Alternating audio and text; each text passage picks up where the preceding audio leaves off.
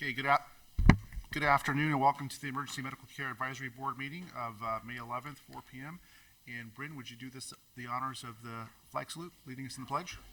All right. Please stand. Salute the pledge.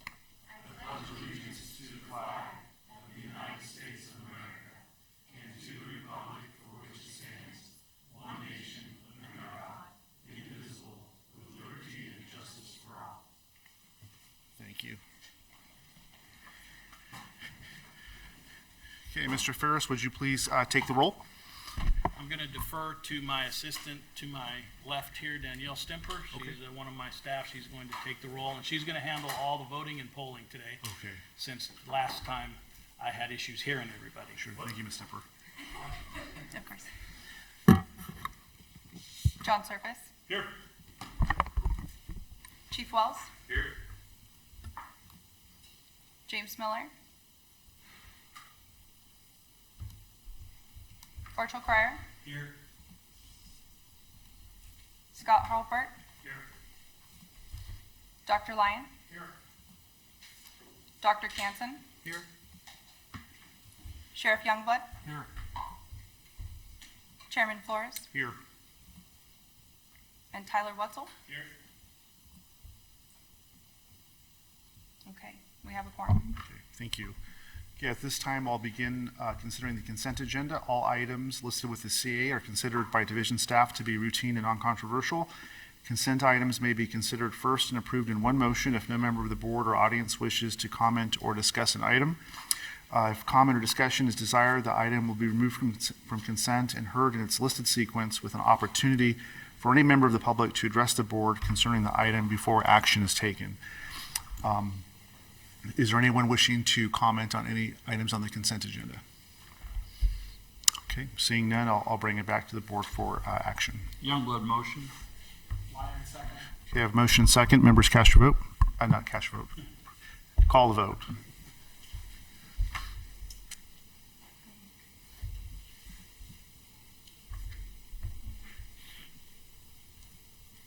John Surface. Yes. Chief Wells. Yes. James Miller. Orchel Cryer. Yes. Scott Hurlbert. Sorry.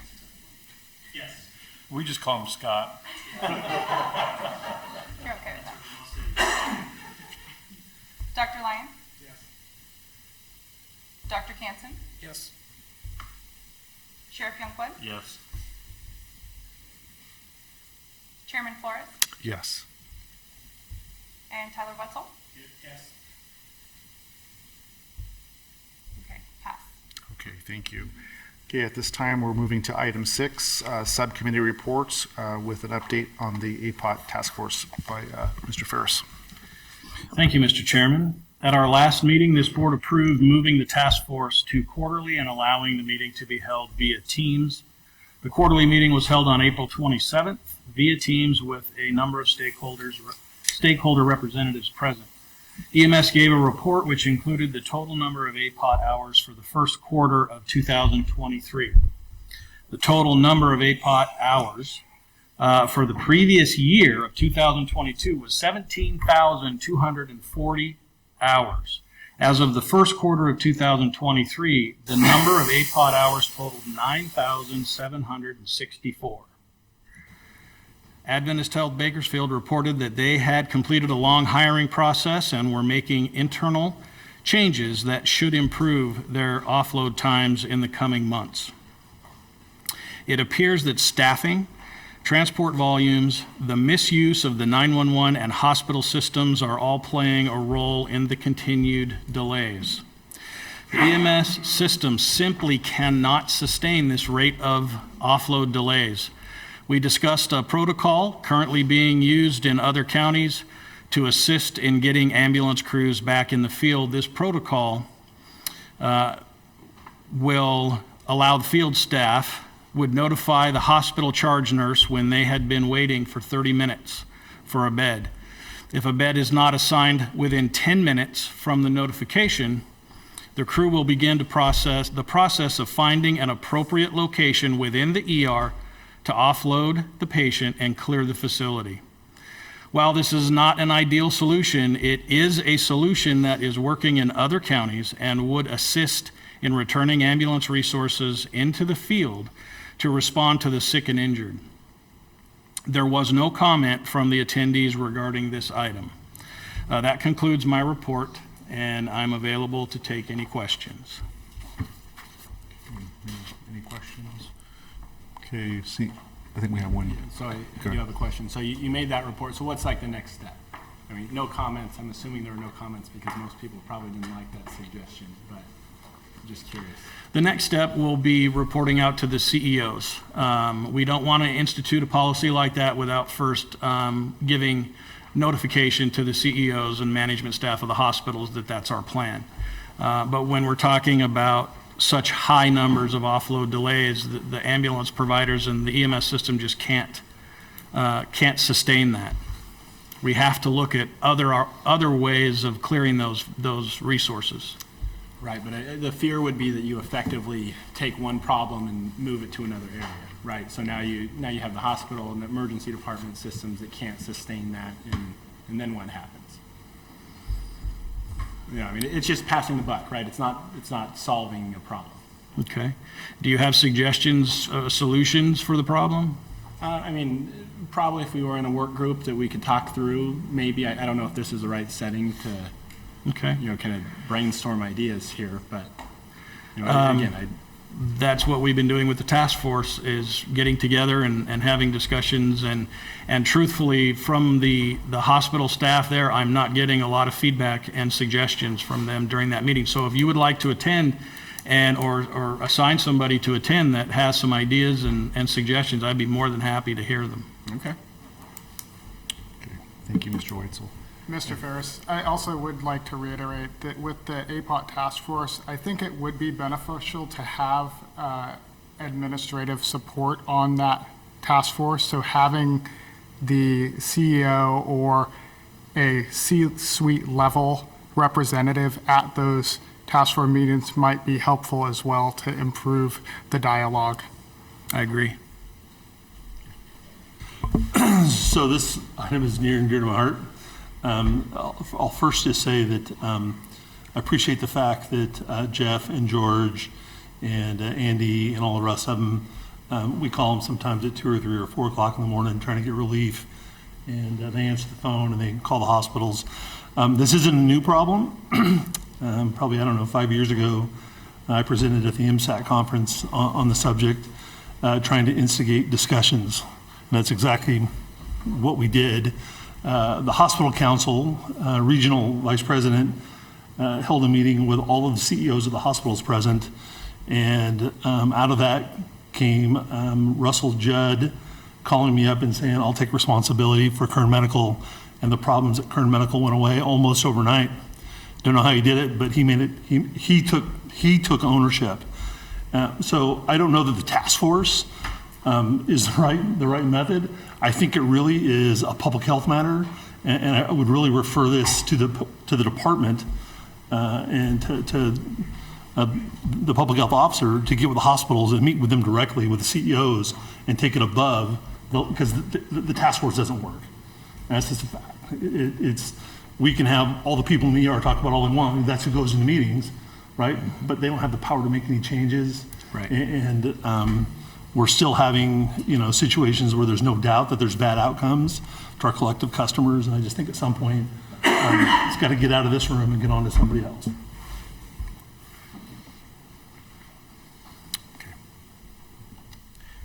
Okay, looks like there's no further discussion. Moving on to item 7, public comment. This portion of the meeting is reserved for persons desiring to address the board on any matter not on this agenda and over which the board has jurisdiction. Members of the public also have the opportunity to comment as agenda items are discussed. Mr. Chairman, I'm sorry, I don't mean to interrupt you, but I believe we need to do a receive and file for the APOT. Oh, okay. So that's an action item. Okay, let's call the vote then for the APOT. Just, it sounded like, Mr. Chairman, you were going to ask for public comment on this item or any other item, so I think before you go to vote, you need to ask for public comment. Okay. I thought that's where we're headed, that's why I didn't jump in and say, move too fast. So, Okay. So, just ask that one question, is there public comment? yeah, let's ask public comment on this item before we move for a vote.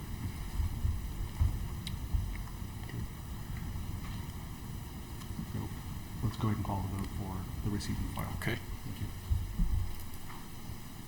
you. I have John Surface, you motion, Dr. Lyon, seconds. And then John Surface? Chief Wells? Yes. James Miller? Archel Cryer? Yes. Scott? Dr. Lyon? Yes. Dr. Canson? Yes. Sheriff Youngblood? Yes. Chairman Flores? Yes. Tyler Wetzel? Yes. Motion passes. Okay, thank you. So now this moves on to general public comment in general. Is anyone from the public here that would like to speak in public comment? Okay, seeing none, we will move to number 9, unfinished business, EMD study implementation. Jeff, do you want to give the overview? Thank you, Mr. Chairman. This item is a continuation of the EMD code discussion had at the last MCAB meeting. If you recall, there were 72 EMD code changes that were not agreed on by all stakeholders. As per the request of this board, EMS held a stakeholder meeting on March 30th to review and discuss the proposed EMD code changes. Bakersfield City and Kern County Fire Departments were the only attendees.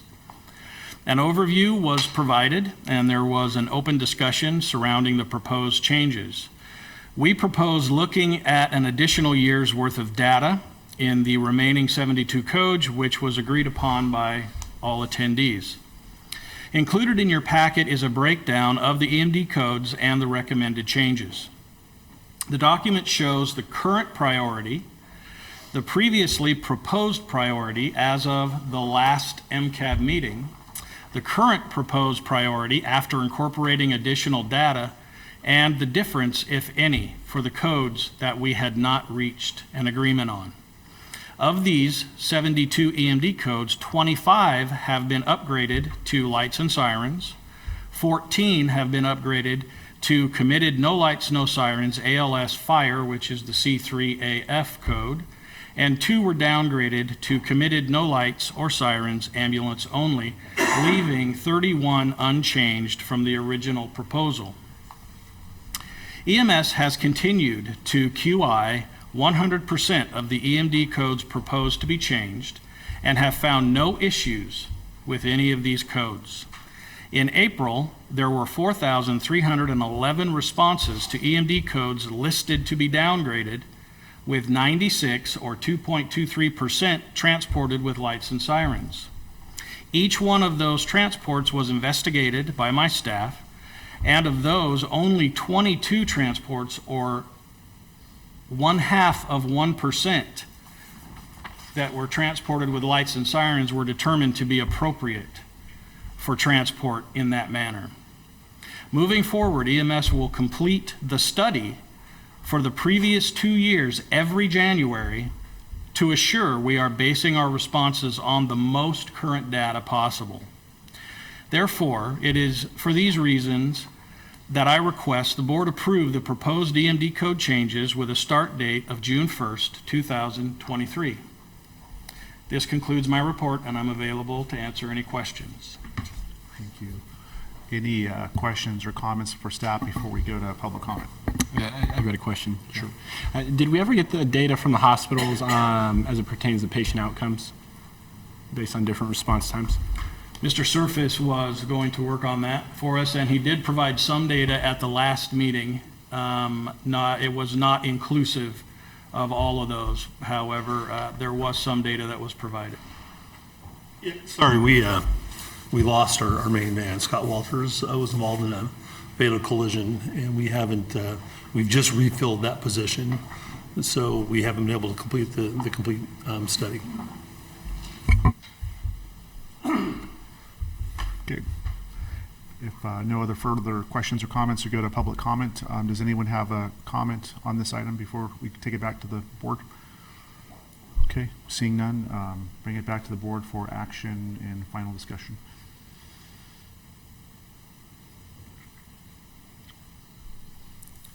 Motion to approve. Okay, I have a motion and second. Will you go ahead and call the vote?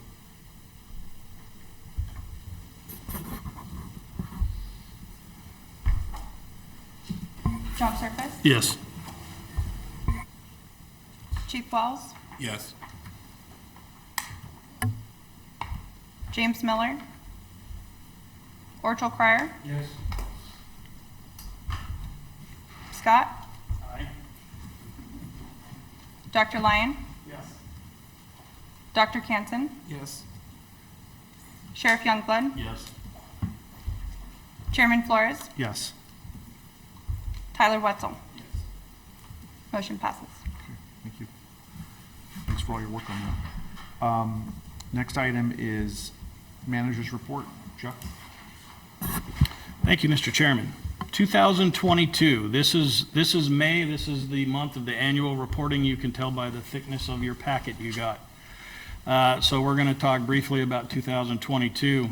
It was a year of great change for EMS. We saw a 22% increase in call volume from 2019, coupled with an industry-wide shortage of personnel and increased patient offload times. Navigating these challenges to provide a needed service wasn't easy. However, we did not just sit idly by. We implemented short-term solutions to help bridge the gap and long-term, more permanent improvements to the system. This board was involved in many of the policy and procedure changes initiated throughout 2022. Kern County was the first in the state to implement Tele 911 system, providing telehealth services in the field. First responders use a mobile application platform to connect with California emergency room physicians to perform telehealth visits with patients, thus preventing unnecessary transports to already overloaded hospitals. We worked to change the structure of our EMS system in order to allow for the implementation of a tiered response system, which allows for advanced life support first responders and basic life support ambulances to operate together, thus providing much faster response times and increased options for treatment and transport modalities. This system is now being introduced by Hall Ambulance Service in the greater metro area and is in the planning stages by Liberty Ambulance Service in the East Kern. In late 2022, EMS was notified that the grand jury was conducting a voluntary investigation into the inner workings of the EMS system. The investigation took several months and included information gathered from EMS as well as numerous stakeholders. The report was finalized and made public on April 17, 2023, and contained several recommendations. First, organize and coordinate a countywide job and information fair to recruit new paramedics and EMTs. This coordination should include the ambulance providers, fire departments, community and vocational schools in the area, and should be completed by September 1st, 2023. This task has been assigned to EMS coordinator Robert Lopez, and he is in the process of reaching out to all of our stakeholders to coordinate the first planning meeting this month. Second, EMS should continue to expand the Tele 911 system so the public and first responders are more comfortable with its use. EMS, in conjunction with the ambulance companies and Tele 911, should negotiate with insurance providers for compensation for its use when transportation is not necessary. The first negotiation session should be completed by September 1st, 2023. Negotiations have already begun with Kern Family Healthcare. The department will continue to promote the use of Tele 911 at Kern County EMS collaborative meetings and will work with all Kern County stakeholders to get Tele 911 implemented system-wide. Third, EMS should coordinate with the Harvey L. Hall EMS Academy, Kern County Fire Department, and Bakersfield College to recruit more candidates in the paramedic profession. This should be completed by September 1st, 2023. The department will coordinate with the Harvey L. Hall Academy, Kern County Fire, and Bakersfield College to recruit more candidates into the paramedic profession. Our first planning meeting will be held in June of 2023. And finally, EMS should advertise and inform the public of the importance of the 911 call system as to when to use it and when to transport oneself for medical care. The first public announcement should be completed by September 1st, 2023. The department plans to rerun our Only Call 911 in a True Emergency collaborative campaign that we ran during COVID. And so that will be started up again to meet that criteria. So staffing and unprecedented call volume response. Hall Ambulance has continued contracting with Best Practice Medicine out of Montana for paramedics and EMTs. Hall has also subcontracted with Pro Safety and Trinity Safety, both local providers, in order to assist them in reaching 911 callers throughout the system. Our operations division, we are currently updating our destination decision policy. Our ALS boat medic policy has been revised and deployed due to the anticipated need in Kern County waterways. Numerous other policy revisions are currently underway, and an update is in progress, which will be held this June. Toradol, buprenorphine, and ketamine intramuscular injection were approved by the state and will be implemented following the paramedic update at the end of June. Also, during 2022, we started community outreach. We began attending several events teaching the general public hands-only CPR and Stop the Bleed. Again, we had done that in the past, but had to stop for COVID. The community has provided a lot of positive feedback, and the request to attend these events has increased since we began. The certification staff have been extremely busy. Overall, for the year of 2022, we issued accreditations and certifications for 113 paramedics, 189 new EMT local accreditations, 161 new state EMT certifications, and 592 state EMT renewals, 73 MICNs, and 18 emergency medical dispatch accreditations on top of that. In 2022, we oversaw 5 special events in Kern County with a total estimated attendance of 40,000 people. In 2023, we've already had Neotropolis, was April 26th through the 30th, and that had 1,300 people in attendance. Lightning in a Bottle is scheduled for May 24th through the 29th at Buena Vista with an expected attendance of 20,000 people. QI continues to be a priority for EMS. As my QI staff review patient care reports, we continue to reach out to our pre-hospital care providers to both commend and provide direction when necessary. Our EP division, the Emergency Preparedness Division of EMS, handles the day-to-day operations of the Mohawk and RDMHS programs. They continue to manage the Public Health Emergency Preparedness, or FEP, and the Hospital Preparedness Program, or HPP, and the Pandemic Influenza, or PanFlu grants. In addition to managing the grants, the EP division is also responsible for managing the Kern County Healthcare Coalition, assisting coalition partners with supplies and equipment for drills, training, and exercises, management of the Emergency Preparedness Warehouse, and preparing various deliverable emergency preparedness plans. Our EP team provided Emergency Operations Manual, or EOM, training to 40 of our healthcare partners in this county. This training was an overview of the California mutual aid process, communication process, resource requesting, and how to obtain help from the region or state during expanding incidents. The EP team has created a radiation surge plan to assist our medical health providers countywide in dealing with a radiation type event. Also, they have been busy updating all of our disaster plans to ensure the inclusion of mental health for both victims and responders during an emergency event. Due to recent storms and snowpack, our EP team has been working with the medical health providers in the county on updating their flood plans.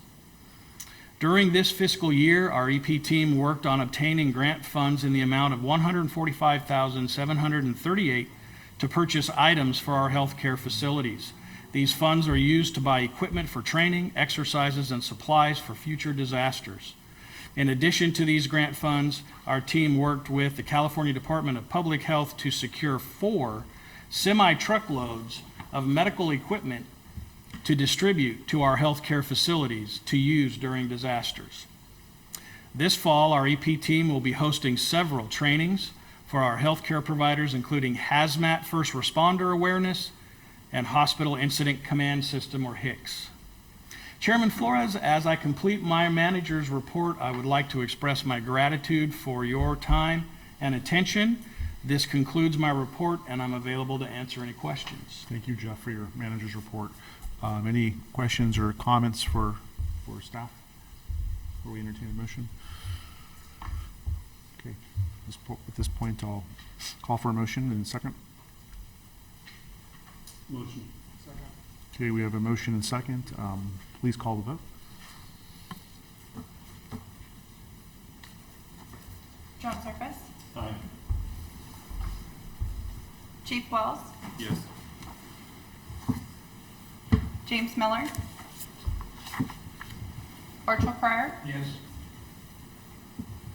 Scott, Yes. Dr. Lyon, Yes.